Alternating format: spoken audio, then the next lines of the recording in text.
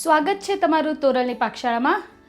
આજે આપણે શીખીશું ઢોકળીનું શાક।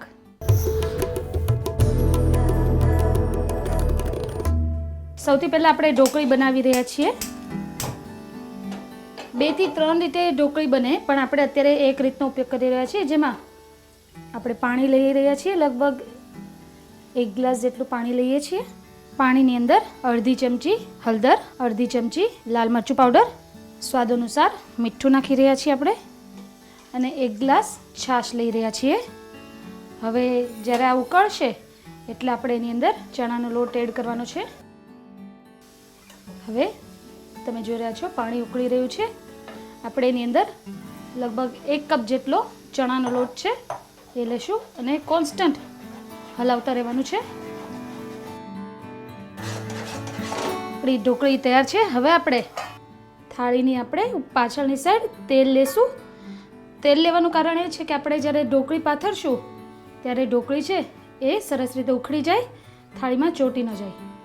હવે આપણે એની અંદર આજે આપણે જે આ ઢોકળી તૈયાર કરી છે એને પાથરશું। ઢોકળી થઈ ગયા બાદ હવે આપણે એને આ રીતે વાટકો લેવાનો, એની ઉપર પણ આવી રીતે તેલ લગાડવાનું।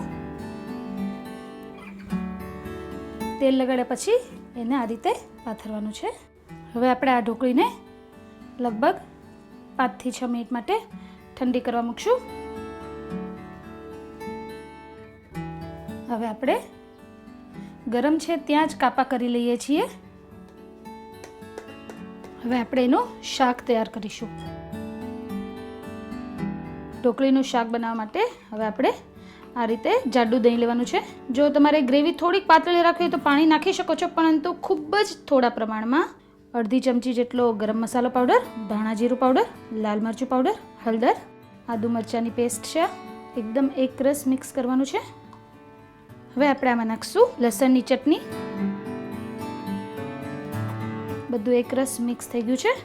હવે આપણે એની અંદર સ્વાદ અનુસાર મીઠું એડ કરી દઈશું। મસાલાને વધતા ઓછા પ્રમાણે તમે ઉપયોગ કરી શકો છો। તમને જે પણ મસાલો ઓછો લાગતો હોય એને વધારે કરી શકો છો, તીખું, ગળ્યું તમારા ટેસ્ટ મુજબ।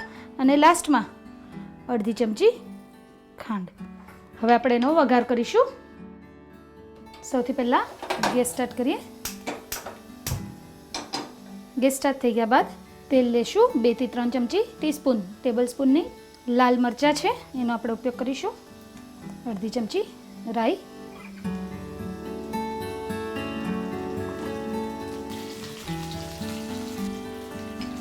અડધી ચમચી જીરુંનો ઉપયોગ કરીશું। અને હવે આજે આપણે દહીંનું મિશ્રણ તૈયાર કર્યું છે, જેની અંદર ડ્રાય મસાલા અને લસણની ચટણી નાખી છે, એનો વઘાર કરીશું।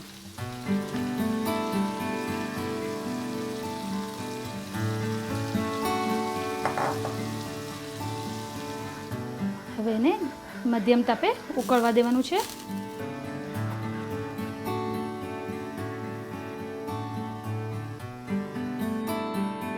હવે જે આપણે ઢોકળી જે તૈયાર કરી હતી એને આપણે આમાં એડ કરીશું।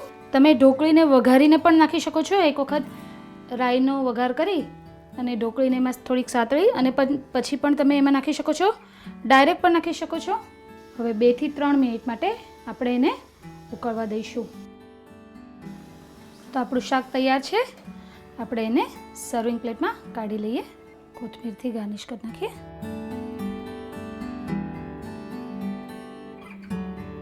તો તૈયાર છે સૌરાષ્ટ્રનું ટેસ્ટી અને ચટાકેદાર ઢોકળીનું શાક। જો તમને આ રેસીપી ગમી હોય તો લાઈક કરો, કોમેન્ટ્સ આપો અને સબસ્ક્રાઈબ કરો ઇન્ડિયા ફૂડ નેટવર્ક પર।